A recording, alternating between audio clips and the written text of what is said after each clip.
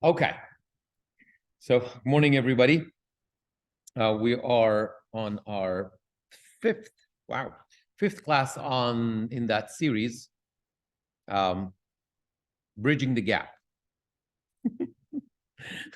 Steve and I had a discussion about how it should be called and what exactly it talks about, but bridging the gap, that's okay. There's a gap. So we talked about a couple of mechanisms. The first one was when people confuse desire and consent. We spoke about one of the times about the broken window theory. You know, if it's broken, then, you know, it's not that terrible if I'm going to break it further. We spoke about once the permission to exercise power is given, sometimes we encounter very painful outcomes. And we also spoke about the mechanism that is the default effect.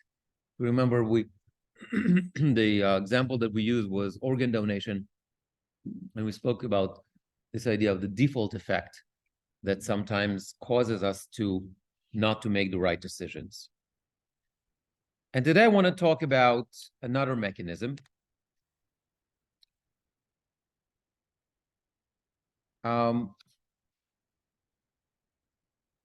again, if we understand this mechanism better, perhaps we have a chance in making this world a little bit better. Oh, I see that I forgot to take a chumash for myself. Okay, let me just grab it. That's okay. It's okay. It's okay. Hannah is gonna. Can you repeat what mechanism you're talking about? I had so much trouble getting on. I haven't said it yet. I haven't said the mechanism yet. Oh, good. I'm glad. Yeah. Good. Yes. I want to start by telling you a story. Telling you a story of that happened to me during my my army service. So, as you know, I served in a military choir, and one of the jobs that we had is performing in all those official ceremonies, especially with dignitaries and foreign dignitaries and all that kind of stuff. That was a significant part of our service. And we're talking about the late 90s and the Intifada and not the greatest time in Israel. A lot of pressure. And one day, I remember we had a performance scheduled. I don't remember if it was in the president's house or in the Kotel, or I don't remember, one, or maybe in Har Herzl. I don't remember. Whatever, one of those places. And it was like a kind of a ceremony. And I think there was, like, you know, the prime minister and maybe the president, and there was like another prime minister from a foreign country, dignitary. I don't remember the details. It was something, a lot of important people. And when it comes to those ceremonies, there's very, very strict protocol. And when it comes to the security, there are very, very strict protocol here. One of the things, so I was the head of the choir. I was the commander at that time. And one of the steps in that protocol is that there was the Mossad, whatever people, they go with me and we identify every part of our equipment. I need to identify it because, you know, if I don't recognize it, it might be a problem. You know, maybe there's like a bomb inside the drum set or whatever. Cases of equipment, you know, we had, you know, a lot of musical instruments with us and speakers and all that kind of stuff and whatever. So part of the protocol is to go and identify every piece of equipment that we have. And okay. And once we do that, there's no going out. It's like security at the airport. Like once you pass the security, there's no going out, right? That's it. You can't go out. You have to, you're behind stage, backstage until you're done. And you stay there behind stage until all the foreign dignitaries and all the important people left the premise, and only that. Anyway, that's part of the protocol. Anyway, one day we're there, we're doing the whole thing, and then I got a message from my driver. We had our bus. There's a problem with the bus, and there's a problem with the parking, and then whatever, the whole thing. And I went outside to deal with that problem. And I went outside because I saw there was there are 2 more hours until we start, and it's fine. It's like gonna go deal with the problem with the bus and come backstage. Anyway, when I come back, there was this security guy, and no, you can go. And I'm like, whatever I explained, whatever I showed him my teuda, I showed him everything, whatever, or my papers, and nope, nothing. I mean, he sees I'm in uniform, nothing. Like, talk to the wall, like, it's like nothing. It's like, and now I understand where it comes from, because like probably before me there were like 100 people, Israelis, like, everybody needs to go somewhere, whatever, they need to go backstage. It's like their friend, their cousin's mother, whatever, all that kind of stuff. And most of that stuff is completely unnecessary. And so he had to say no to all of them. So what's the difference between me and the other people who are trying to go backstage? I get it. The other people are just, curious. They want to see, the prime minister. They want to see the president, whatever, that kind of stuff. So I understand he was doing his job. However, at the same time, he was doing something that, had he continued to do that, would have been really, really bad. Because I had to be on stage. I had to be on stage for that ceremony, singing. And anyway, I was lucky because my soldiers realized that probably something is bad, and so they came from backstage and they said, "This is our commander," and okay, so I got in. But let's go back to that security guy. Why did he do what he do?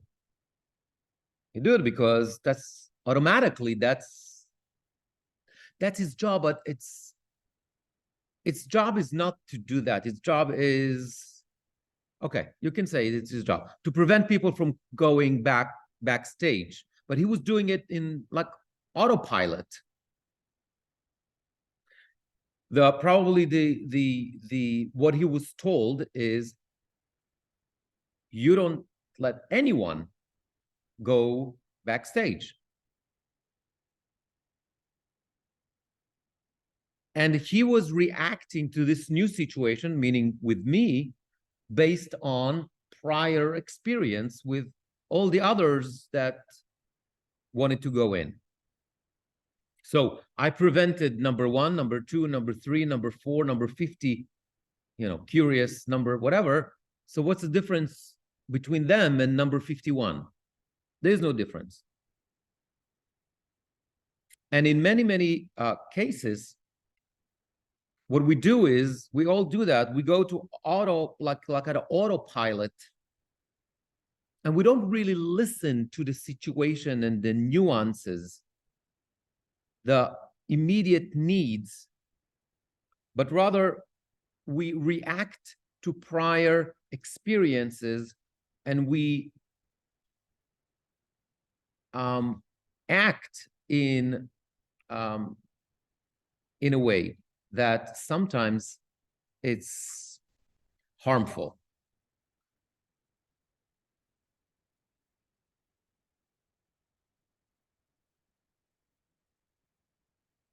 So the mechanism is that sometimes we duplicate our past patterns automatically without assessing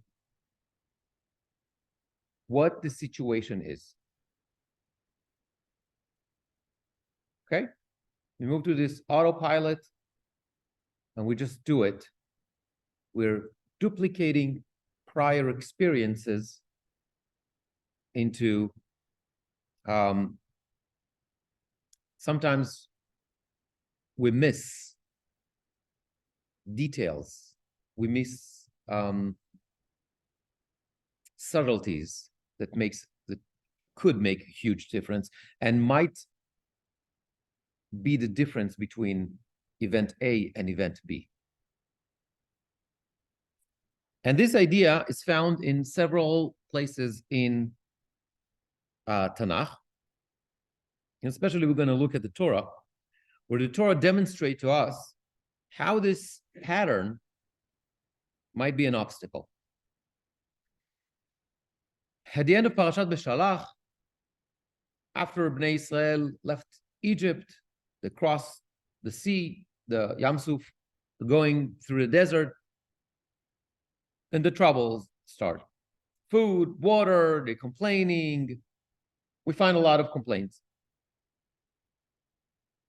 And those complaints actually brought results, right? They had bitter water and they became sweet. They had the manna. Moshe brought water out of the rock twice. And some of those complaints were Korach and the spies. And, you know, the Torah talks about all those complaints that Bnei Israel had throughout their journey in the desert. And among all those complaints, among all those stories, there's one or two, or perhaps it's almost the same story that comes in two versions, both in Sefer Shmot and in Sefer Bamidbar. And sometimes we even forget that these are two separate stories, because in both of them, Moshe brings or gets water out of the rock, in both of them. So let's take a look at the first one. This is in Sefer Shmot, chapter 17. Okay, which is, to make it easier, we are on page 388.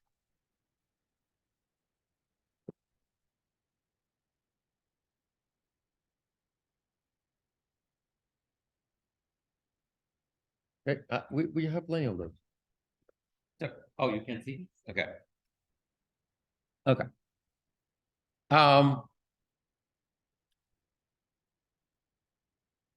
So we can do it actually in English. In English. I'm in Pasuk Aleph, page 389 at the bottom. The entire assembly of children of Israel journeyed from the wilderness of Sin to their journeys according to the word of Hashem. They camped in Refidim, and there was no water for the people to drink. The people contended with Moshe, and they said, "Give us water that we may drink." And Moshe said to them, "Why do you contend with me? Why do you test Hashem? The people thirst there for water." And the people complained against Moshe, and he said, "Why is that you have brought us up from Egypt to kill me and my children and my livestock through thirst?" And Moshe cried out to Hashem, saying, "What shall I do for these people? a bit more, and they will stone me. And Hashem said to Moshe, pass before the people and take with you some of the elders of Israel, and in your hand take your staff with which you struck the river, and go. Behold, I shall stand before you by the rock in Horeb. You shall strike the rock, and water will come forth from it, and the people will drink. Moshe did so in the sight of the elders of Israel. He called the place Masa Umeriva because of the contention of the children of Israel and because of their test of Hashem, saying, is Hashem among us or not? Okay? This is the first story. So let's understand. You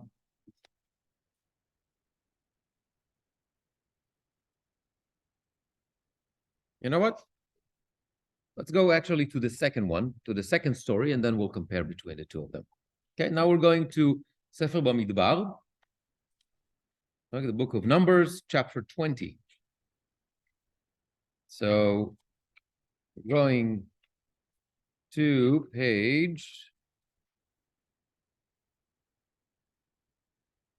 and this is the famous one we're familiar with. We're on page 842.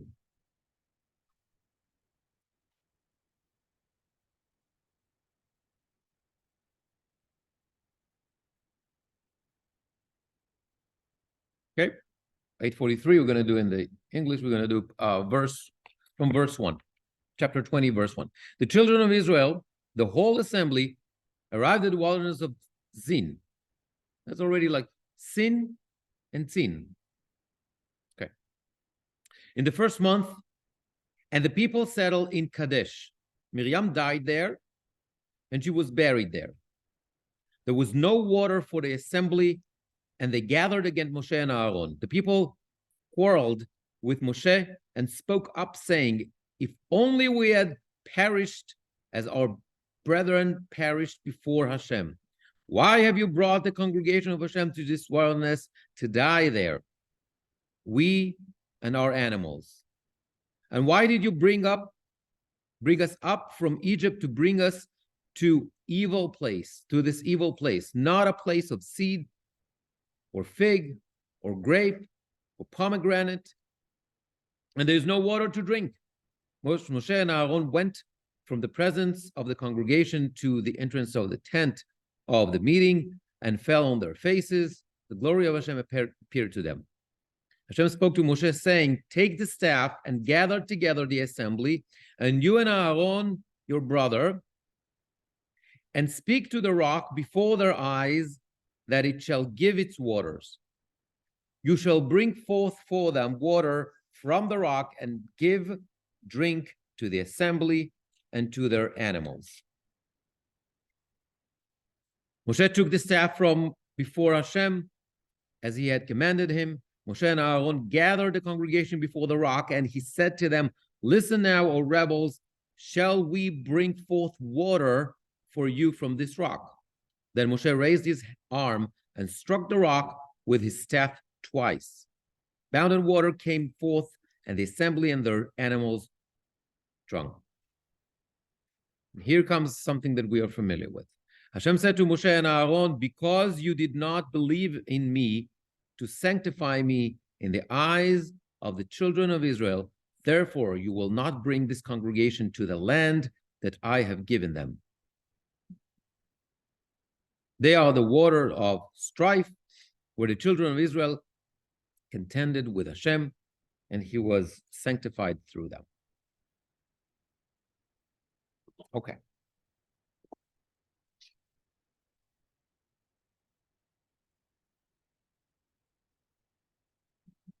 Almost the same story. First time, Midbar Sin. Second time, Midbar Zin. Okay, S-Z in English. Not a huge difference. The reaction of the people is the same thing. Vayarev Ami Moshe. they quarreled, they argued with Moshe and Aaron, and they said exactly the same language. We have no water. And they complained, Velu gavanu. Why you brought us to die here? And Sefer Shmot, Lama ha'elitunu la'amit oti ve'et miknai. It's exactly the same language. And in both cases, Moshe talked to Hashem. But here, there's a small difference. In Sefer Shmot, Avor lifnei ha'am ata ve'ziknei ha'am ve'amateh.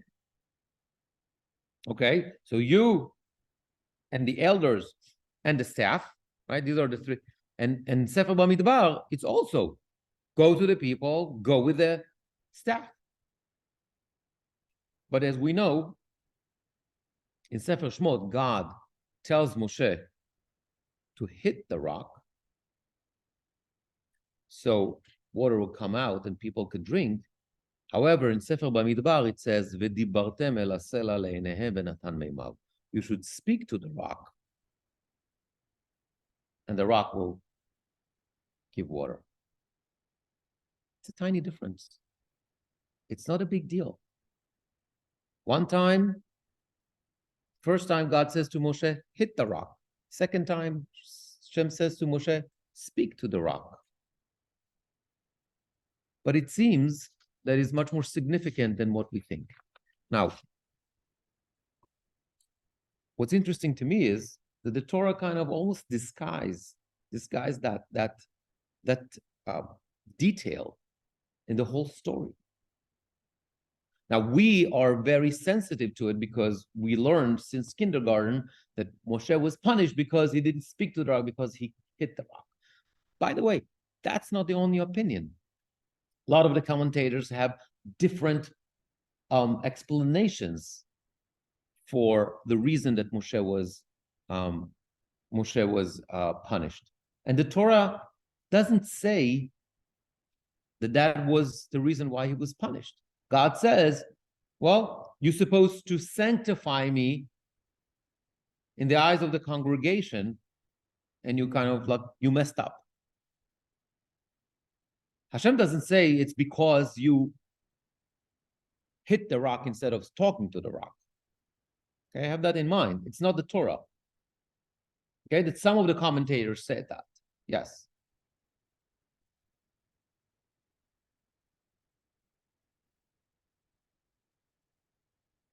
The first place is called, where in Sefer Shmot, it's called Masau Meriva, because they were quarreling, because they were fighting there. And the second place, Mei Meriva. Okay? Really, it's almost the same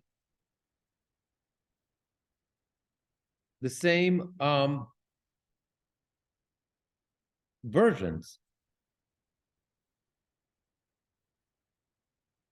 So what happened to Moshe in this mistake?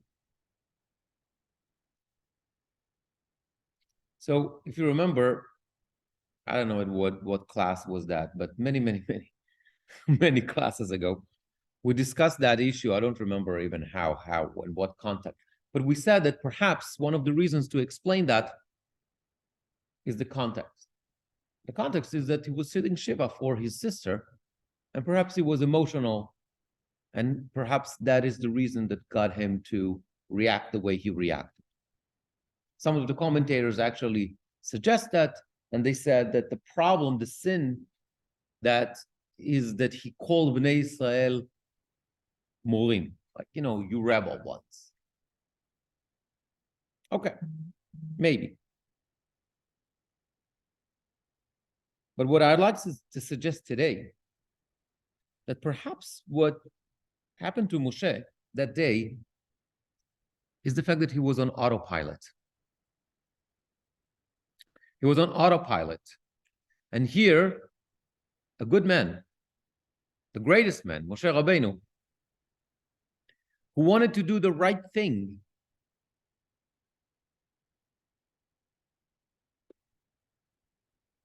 he messed up.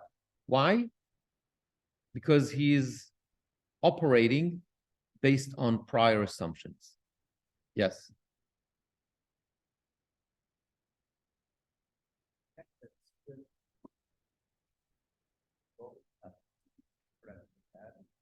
They are.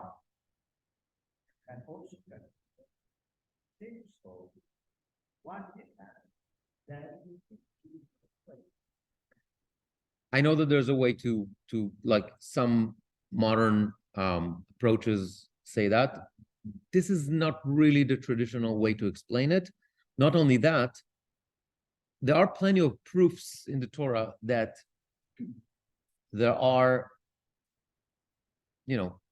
there's significant time between the two of them.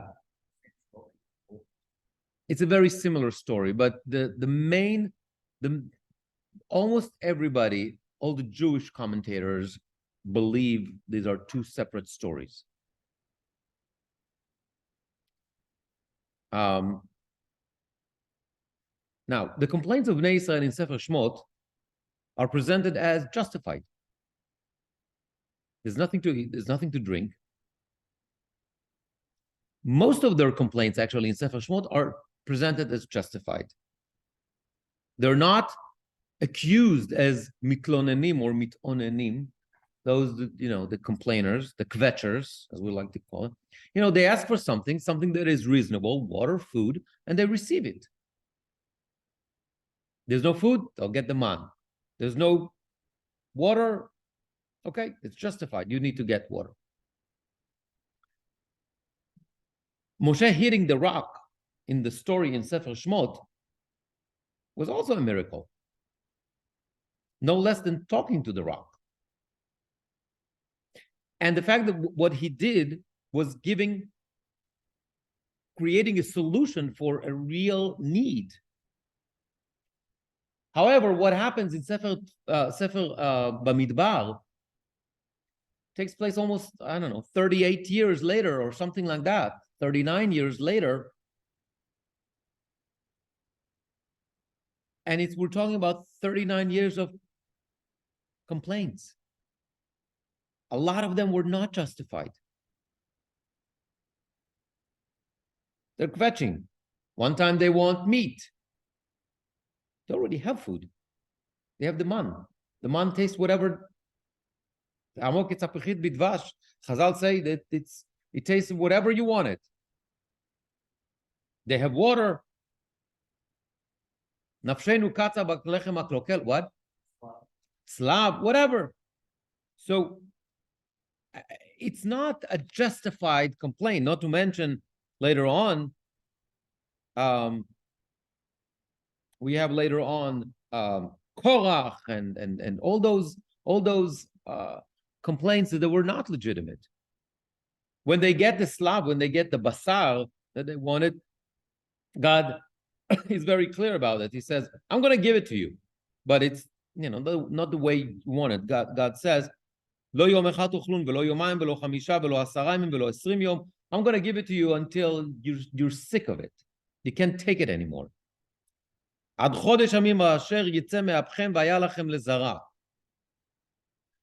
God is able to distinguish between what is justified complaint, like the water in Sefer Shmot, and what is not justified.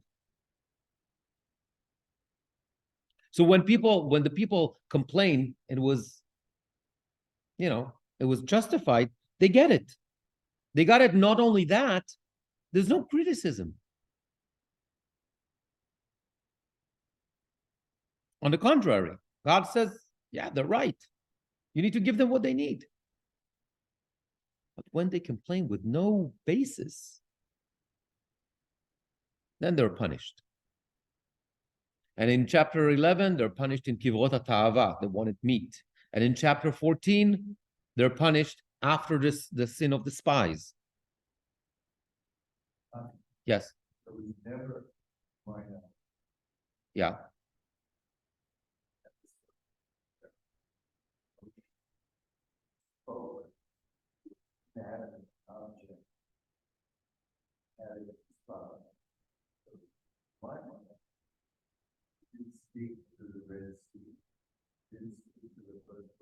Okay.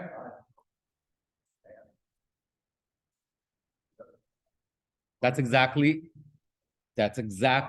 the mechanism that we're talking about. Correct. That's exactly, well, I don't know even if he was thinking about that. He's just acting. And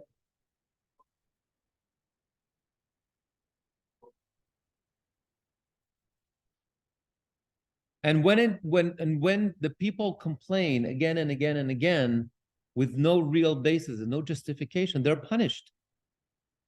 They have the srafim, they had like the snakes, and they had like all sorts of punishments. But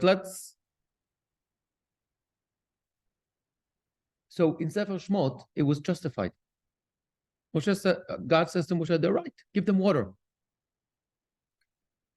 And Moshe does that. He hit the rock and give them water, everything is fine. But 39 years later, when there's tons of complaints, not complaints that are justified. We don't want to go to Israel. We don't want the man, blah, blah, blah, all that kind of stuff. All of a sudden, there's a complaint that is legitimate. The Torah says,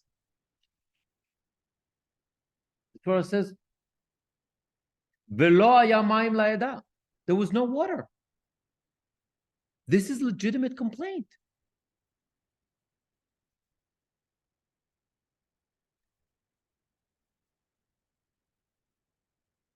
And God says to Moshe, give them water.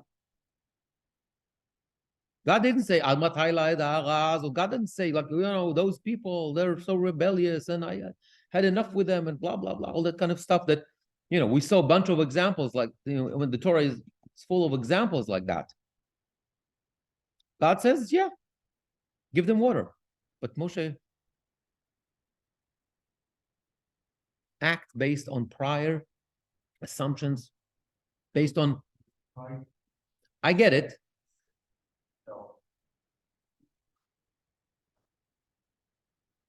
Yeah, I get it. But now we're getting into the nitty gritty of that. What I'm trying to suggest is that Moshe is not sensitive to the nuances here. He said, I had complaints for 39 years. Most of them were not legitimate. What's the difference? It's yet another time they're kvetching. So he is, okay? It's exactly like this guy, they didn't let me go in. I had 100 people in front of, like, before him. It was not legitimate. This guy is no different than the others. I don't see any reason to let him go, let him pass. Same goes, Moshe says, I had a million complaints for 39 years.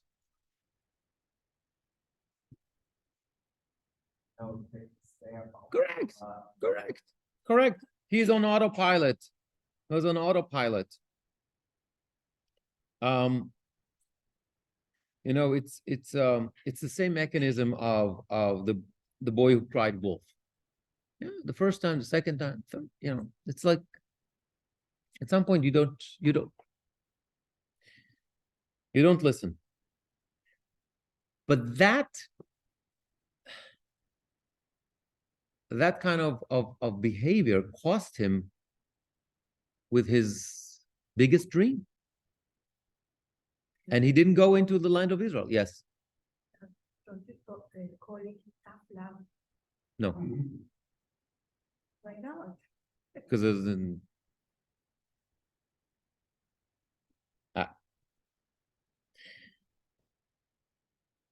because I don't see it. It's tough love.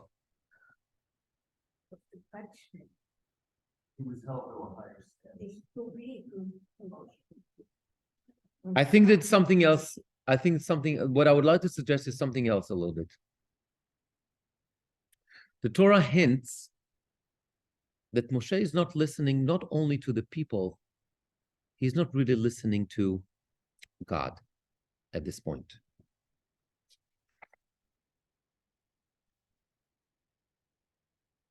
They do copy paste from previous experiences.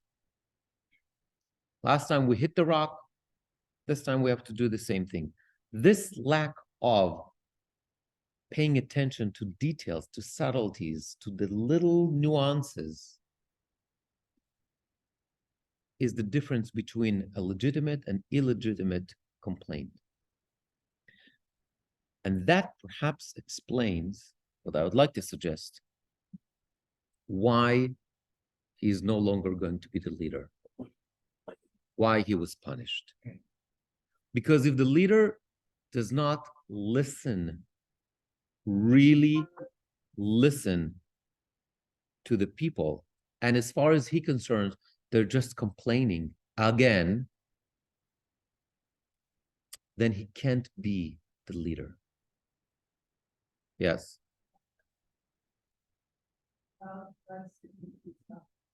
Again? What do you mean, what's the point? There was no point.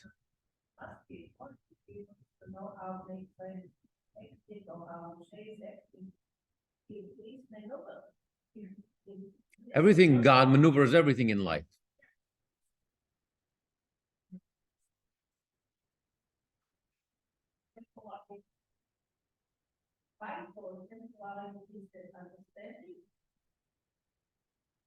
No, I think that there's something else going on here. God was trying to make a statement, perhaps. The statement is that, Moshe, you're no longer. Yep.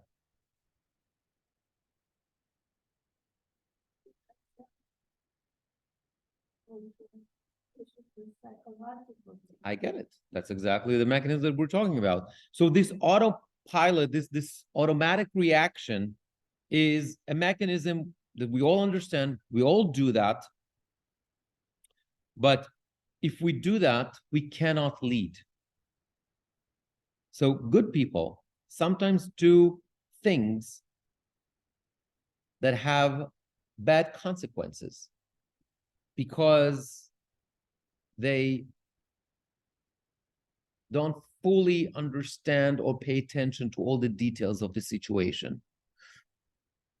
A person that, like a clerk that's supposed to approve, I don't know, something, right? Like visas, or whatever, all that kind of stuff. There were so many cases, for example, during COVID or whatever, and it's like circumstances and all this kind of stuff. Then you have those clerks, those bureaucrats that's like, no, as far as they're concerned, all the requests are exactly the same. There are no special circumstances. Everything is the same, and therefore we treat all of them exactly the same. It's the same mechanism as this security guy that was doing his job, and I'm not going to let him go. It's automatic response, which almost created a huge diplomatic, very unpleasant diplomatic event. And even Moshe failed here. It seems that even Moshe failed here. And when God says, Ya'an lo emantim bi lahakdishein lebnei Yisrael, how they translate it in English, because you did not believe in me to sanctify me in the eyes of the children of Israel, it's not, because you hit the rock instead of talking to the rock, the way I look at that. Because hitting the rock is also a big miracle. It's because when you miss an opportunity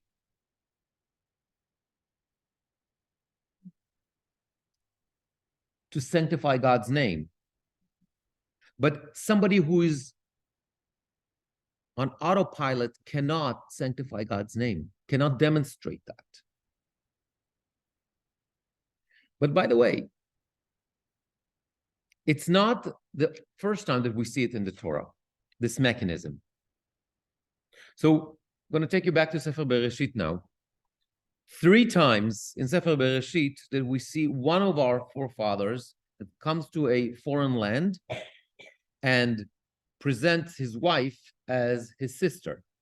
Abraham does that twice, once in Egypt with Paro, one with Avimelech in Gerar, and the third time is Yitzchak does that also with Avimelech, with Rivka. So Abraham is afraid that he's going to get killed when he goes to Egypt, and he asks Sarah, Imrina achoti, just present yourself as my sister. And then the second time when he goes to Gerar, he does the same thing, and he explains, Ki amarti en yirat Elokim b'makom hazeh v'haraguni al dvar ishti. This is a not God-fearing place. They might kill me.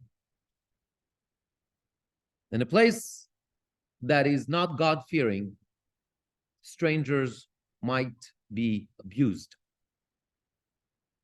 They have different standards. Okay, so that's legitimate. Perhaps, I don't know. But at least there's a reason, there's a logic behind that we can agree or disagree, but we understand what was going on over there.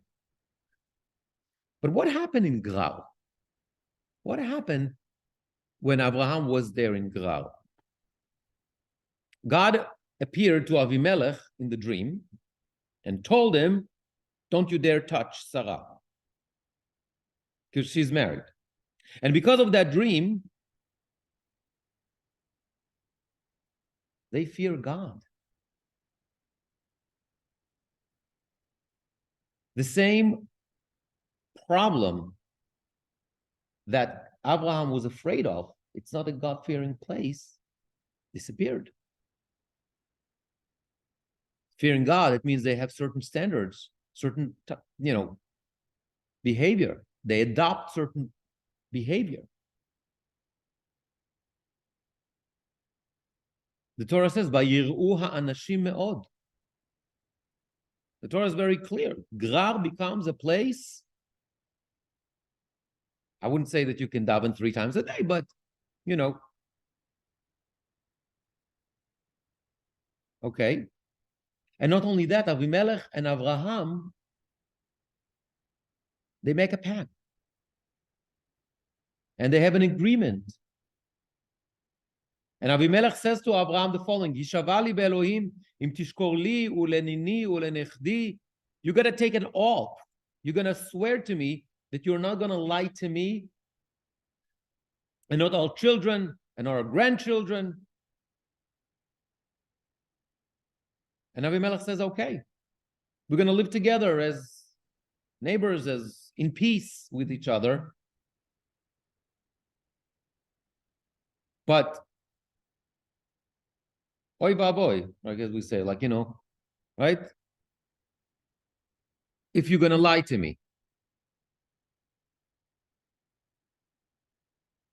And what is that lie? Saying that this was your sister when it's your wife. Well, fast forward. So what happened when Yitzchak goes to Gerar? It's the same place.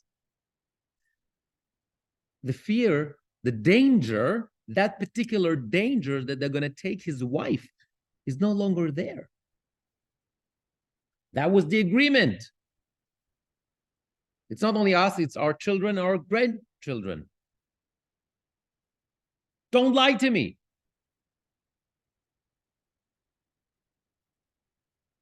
And they're also, it's a God-fearing place. And unlike the story of Abraham and Sarah, when they arrive in Mitzrayim, it's immediately, it says, Vatilakach Sarah el Paro. Immediately, as soon as they cross the border, check stamp their passport, boom, they took Sarah to Paro. Here, in the case of Yitzchak, when he goes to Gerar, Vayeshev b'Gerar yamim rabim. Yitzchak is there for months. Months. Nobody bothers him. There's no reason. And in spite of all that stuff, what happens? Yitzchak says, Achotihi. That's my sister. But there's a covenant, there's an agreement not to lie to each other. So why Yitzchak says achotihi? Why Yitzchak lies and said that's my sister when it's his wife? He has no reason to be afraid. And what I would like to suggest, because it's the autopilot, it's that pattern of behavior. It worked for my father. My dad did that, and it worked for him. It saved my mother. I'm going to do the same thing. Not thinking. And not only that, look at the consequences. Because when Avimelech finds out the truth, he calls him to Yitzchak and he says, Ma zot asita li? What have you done to me? Kimat shachav achad ha'am et ishtecha. We're very close that somebody actually took your wife. She's your sister, so what's the problem, right? You abandoned your wife by saying she's your sister. You did not protect her. And because of that, the relationship between Avimelech and Yitzchak, they have a fallout in that relationship. To the point that Avimelech says to Yitzchak, Lech me'alai. Leave. Because there's a breach in that trust. And where does it start from? So the same autopilot that doesn't pay attention to the little subtleties, to the little nuances that occurred in the reality. Yes, Abraham perhaps had a legitimate reason. We can justify or not his actions, but he had a legitimate reason to be fearful. Yitzchak doesn't have that. Yes, it's the same place. Yes, it's the same situation, but the circumstances are different.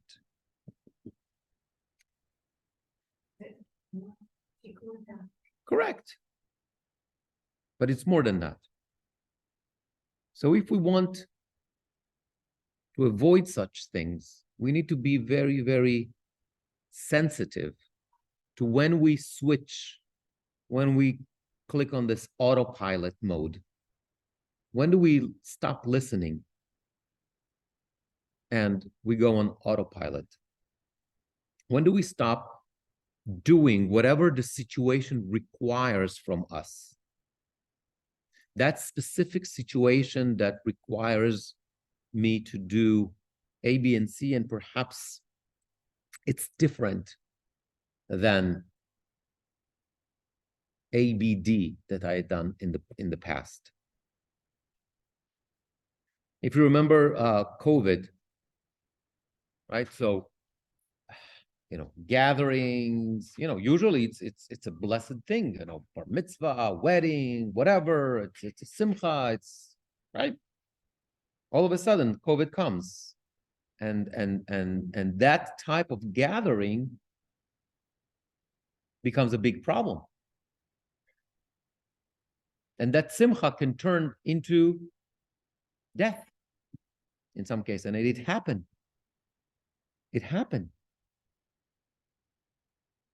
It's not because people are evil. It's because it's autopilot. What are you talking about? It's a wedding. How can I not go? How can we cancel the? What are you talking about? It's a simcha. It's a mitzvah. In the beginning of COVID, remember the very, very beginning when people didn't understand what is going on. We've done it once. We've done it twice. We've done it a million times. It's okay. I get it. There's okay, but it's the same thing. It's still a wedding. How can you not go to a wedding? Sometimes we stop listening. We stop seeing the details, the little things that makes situations different. And everybody needs to decide. Everybody for themselves. Everybody needs to take responsibility on that. And this lack of understanding that the situation has changed is something that even caused Yitzchak, and even Moshe Rabbeinu to make bad choices. And this is how, and this is another mechanism that explains that how good people that have good intentions sometimes do something that is bad or make a mistake. Okay, they make a mistake, perhaps, but the consequences are still bad. By the way, there's Rabbi Sachs has a couple of articles. One is called The Art of Listening, I think, and one is called, I think, Crucial Listening or something like that, Critical Listening. I read them in Hebrew, so I don't remember the title in English. Just Google it. By the way, you can go to rabbisachs.org to find all his articles and everything. What he talks about, this art of listening, when you, like, there's a difference between listening and really listening. And he said that makes the whole difference in the world. And this is exactly the point. When we listen, we have to really to listen. Or it's not only listening, but it's about assessing the situation, realizing that there are differences, there are subtleties, there are nuances that has to be taken into account. I remember, and that's my personal experience with him when he was here in town. I remember talking to him, and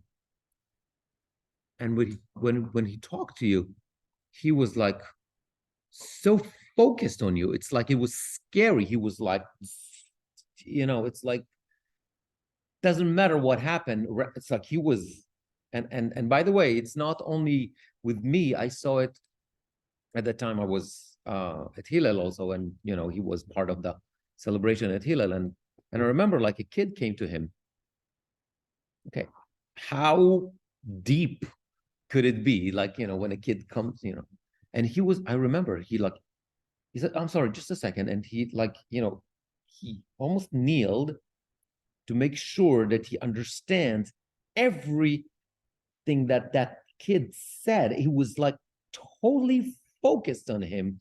It's like it didn't matter that there were like a lot of people around and all those, the rabbis and the donors and whatever, and all the important people. And he was like 100% focused on that little kid.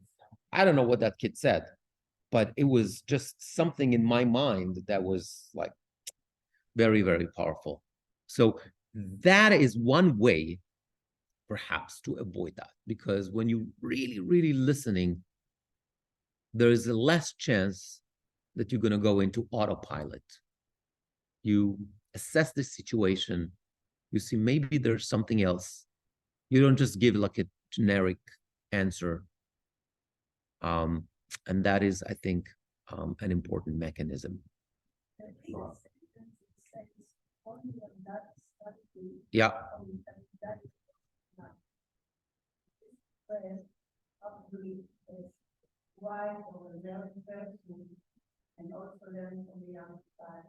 Of course.